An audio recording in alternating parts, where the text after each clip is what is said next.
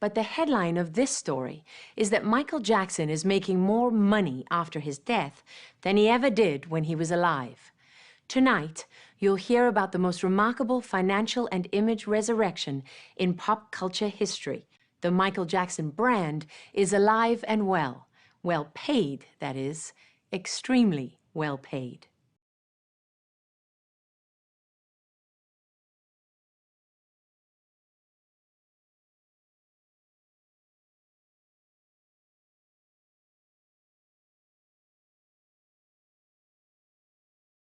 We sold 230,000 tickets in 2 days in Japan. We did 90,000 people in Moscow, 190,000 people in Mexico City alone.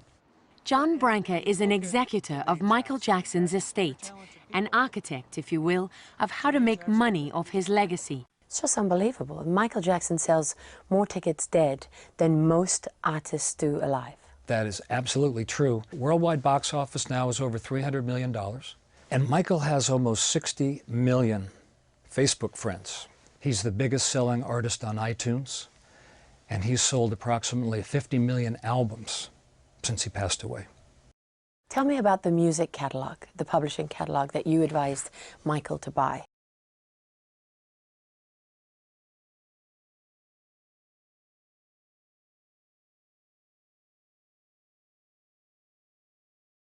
We started with the Sly and the Family Stone catalog. We bought some rock classics.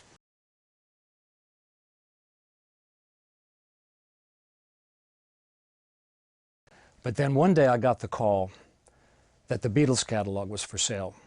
It was called ATV Music. And it was as if we'd hit the mother lode. And you paid? The price was $47.5 million. And we later merged it with Sony's music publishing company to create one of the biggest publishers in the world, Sony ATV Music, that the estate to this day owns 50% of.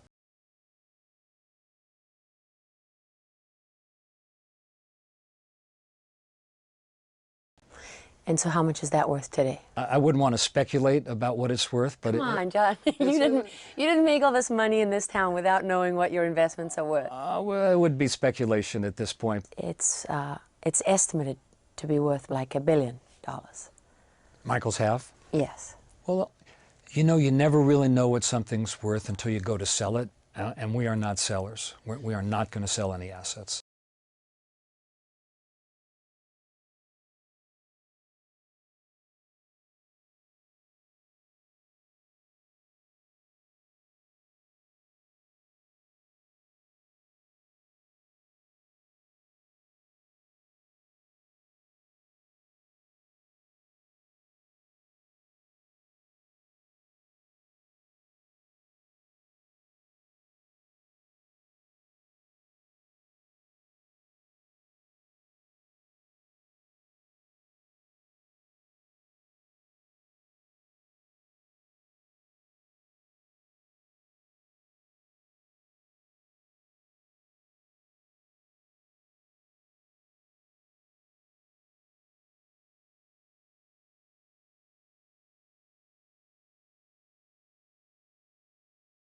John Branca is co-executor of Michael Jackson's estate. The estate's already grossed more than every other celebrity estate combined. Howard Weissman is the attorney for the estate.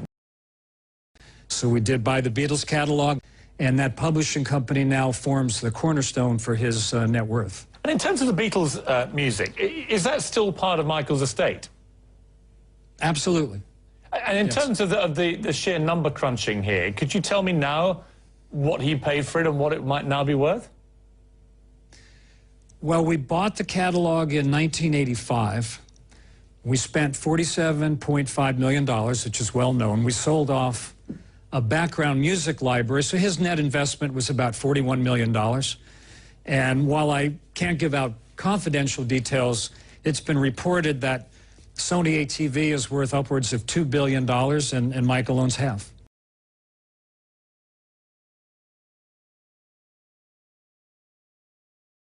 Wow. So he took it from 40-odd million to $1 billion. Yes, and I would say in addition to Sony ATV, Michael has his own publishing company, which is called MyJack.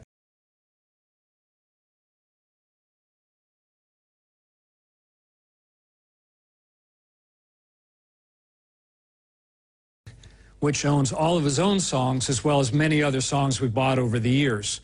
So when you add the two companies together, it's even more valuable.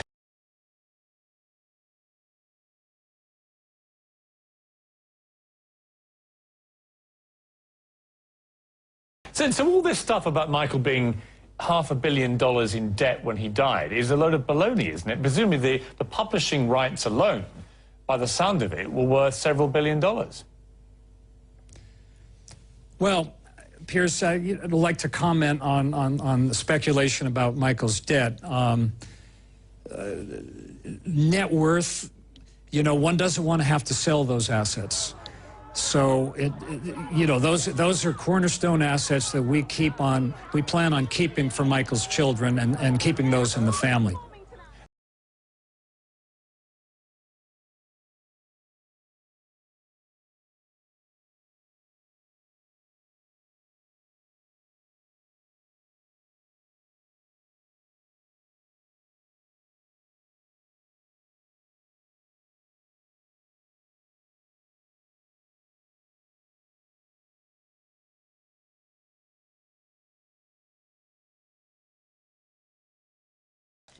At the time of his death, Michael Jackson had borrowed $380 million against the value of the songs he owned.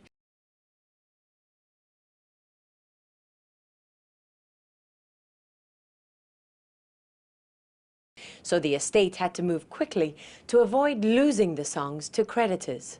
John Branca sold future music rights to Sony for a reported $250 million. It was the biggest record deal in history.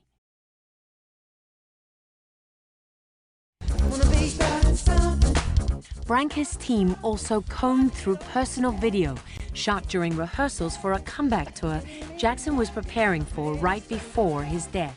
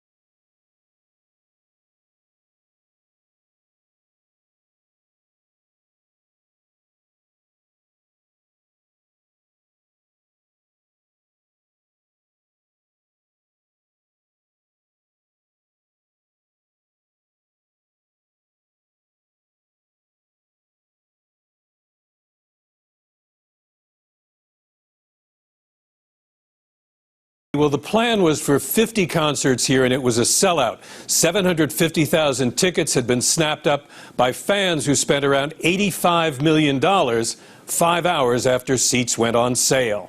Well, it's incredible. It's like living history. Yeah. You know, actually living history. Michael's not a star. It's something bigger.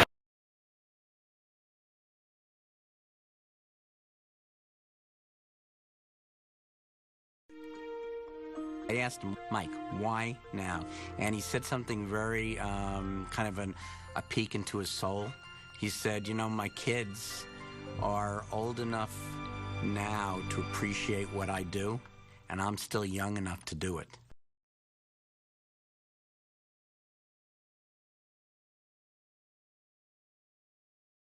I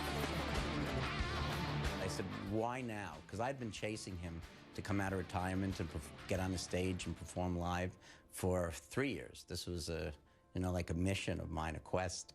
And he said to me, very interesting, it was very poignant. He said, I'm doing it now because my kids are old enough to appreciate what I do.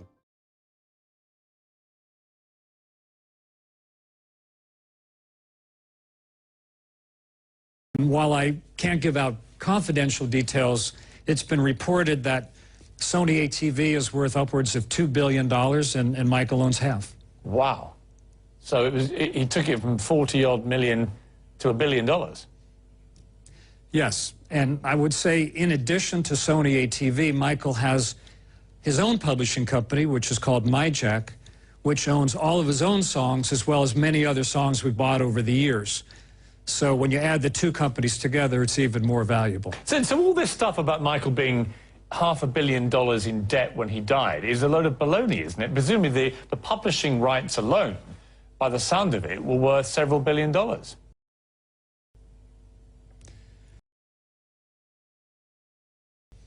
Well,